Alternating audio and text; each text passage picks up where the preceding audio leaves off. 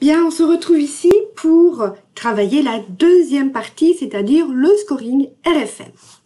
Donc, j'ai réalisé une feuille de calcul où j'ai ajouté au nom des clients et au chiffre d'affaires par mois les critères qui sont dans l'annexe, c'est-à-dire les critères du scoring RFM, récence, fréquence et montant. Ici, je l'ai rebaptisé panier moyen, c'est notre élément de montant. J'ai également ajouté 3 intitulés de colonnes pour mon score de récence, mon score de fréquence et mon score de montant. Donc là, je vais vous expliquer comment réaliser la première partie, c'est-à-dire le score de récence. On nous dit que chaque mois a un quota, un point qui lui est attribué.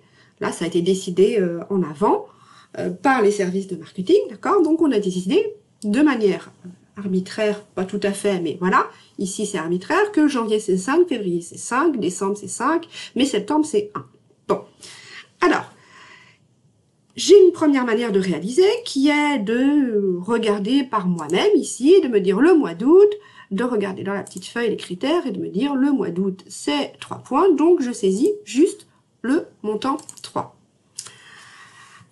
Alors, ce n'est pas une bonne façon de procéder parce que ici, on n'utilise pas les fonctionnalités d'Excel, on fait seulement de la saisie de données et puis, c'est possible ce genre d'éléments quand on a finalement peu de clients. Ici, nous sommes dans un exemple où il n'y a que 10 clients, mais dans la vraie vie, avec plusieurs centaines ou plusieurs milliers, voire beaucoup plus de clients, évidemment, c'est beaucoup mieux d'utiliser les fonctionnalités d'Excel. Et donc, nous allons utiliser une fonction particulière qui est la fonction recherche V. Donc, pour réaliser cette fonction, vous devez, dans une deuxième feuille, d'abord saisir les critères.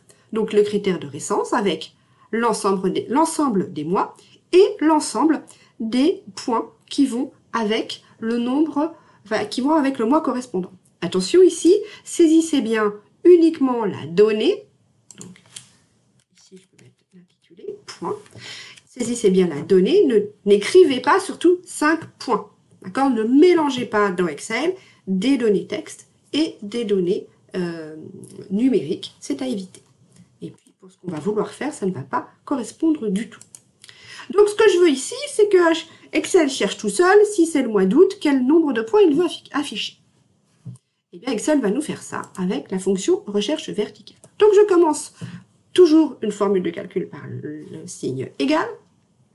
Ici, soit je vais dans formule pour chercher la bonne formule, c'est une formule de recherche, vous la trouvez ici, recherche V, et ici, comme moi j'ai déjà utilisé la formule, il me la propose dans la barre recherche verticale.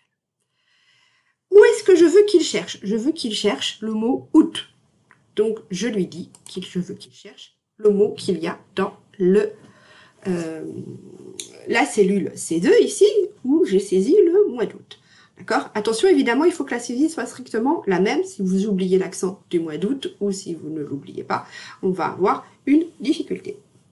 Ensuite, dans quelle matrice, table matrice, comprenez-le comme un tableau. Dans quel tableau je demande à Excel de chercher le mois d'août?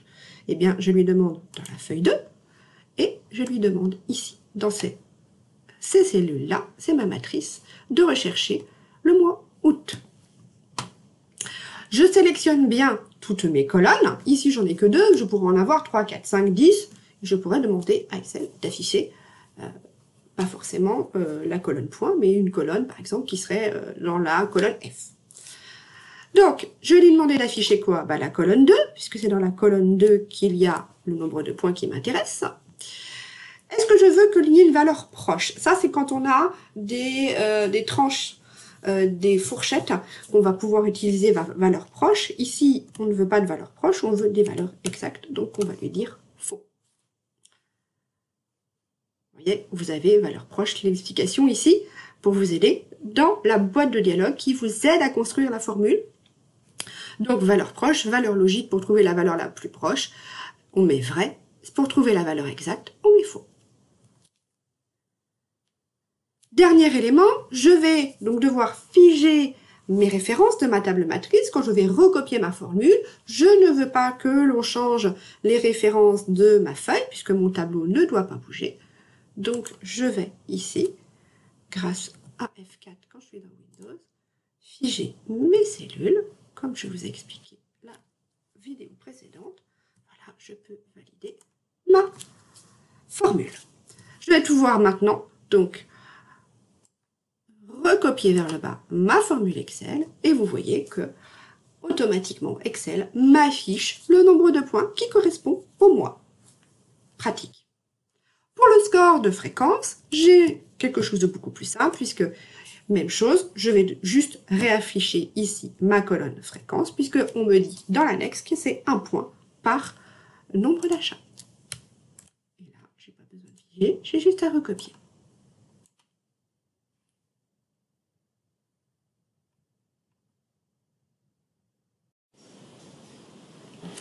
Donc, dans mon onglet Données, je vais donc rechercher les éléments qui m'intéressent. Je vais déjà sélectionner, et puis je vais ici dans Obtenir des données. Donc là, j'ai plusieurs éléments, je peux aller chercher des données qui sont complètement ailleurs, mais ici, ce qui m'intéresse, c'est de prendre les données qui sont dans une plage, dans ma feuille Excel, dans mon classeur Excel, donc je ne vais pas changer. Et mon tableau comporte bien, oui, des en-têtes.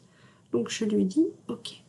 Et là, vous voyez, un outil qui s'appelle Power Query s'ouvre et ça va nous permettre de retravailler les données de manière assez rapide pour obtenir cette histoire de tranche de chiffre d'affaires.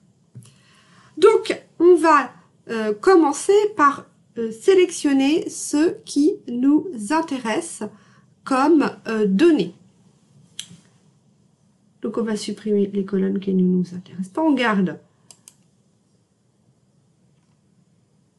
la récence ne nous intéresse pas. La fréquence non plus.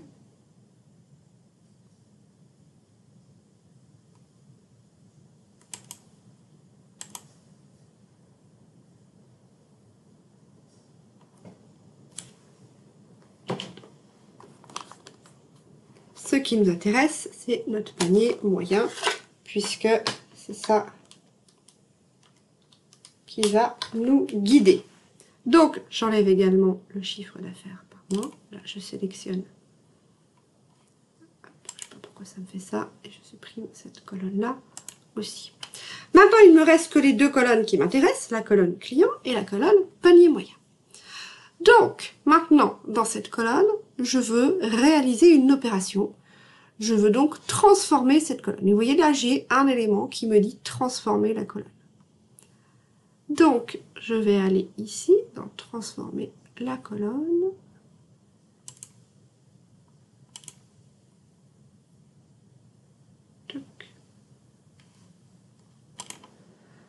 Donc, vous voyez dans l'éditeur Power Query, ici, j'ai un onglet qui s'appelle Transformer. Donc, je vais dans cet onglet Transformer. Et là, je veux réaliser une opération, donc, qui est une opération standard, très simple. Je veux diviser par 50.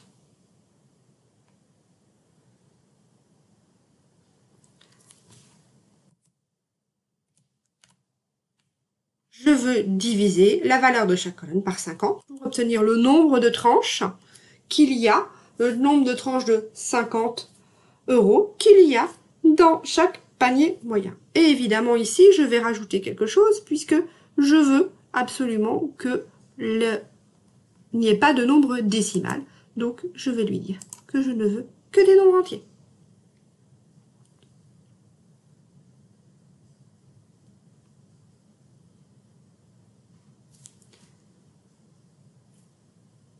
Voici donc avec mon tableau qui est préparé pour pouvoir réaliser. Je retourne maintenant dans la partie accueil et je vais fermer et charger cet élément. Fermer et charger.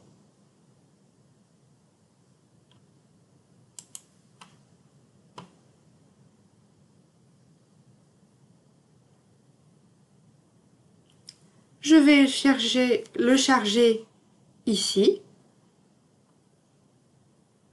dans une feuille de calcul existante, et je vais choisir de le mettre ici.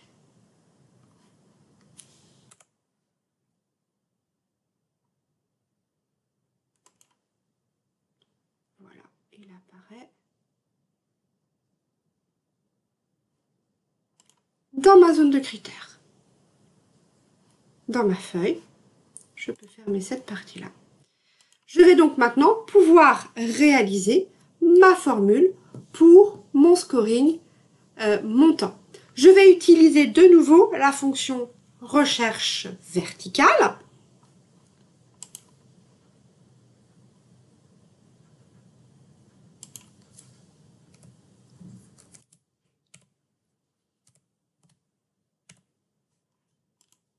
Je vais lui demander ici de chercher le nom du client. La matrice, je vais lui indiquer qu'il s'agit de ce tableau.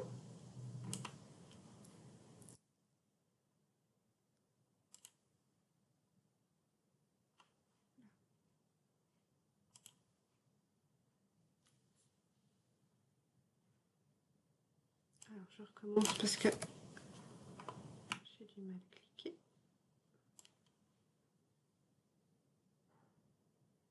Voilà, hop, entrée.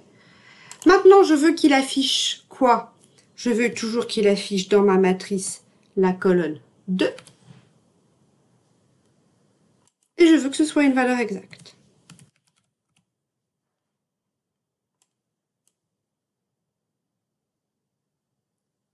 Maintenant, je veux quelque chose de supplémentaire. Je veux que cette tranche de 50 €, elle soit multipliée par 3. Donc, je mets ma formule recherche verticale entre parenthèses et j'ajoute multiplié par 3. Et là, j'ai mon score de montant qui est normalement sans souci.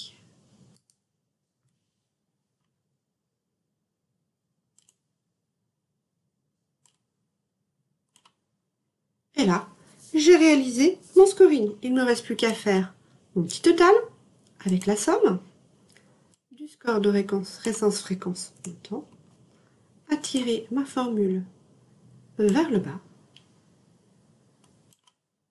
Et donc, j'ai terminé mon scoring. Je m'aperçois donc qu'un des clients les plus importants, c'est Monsieur Epardo, avec un scoring RFM de 117.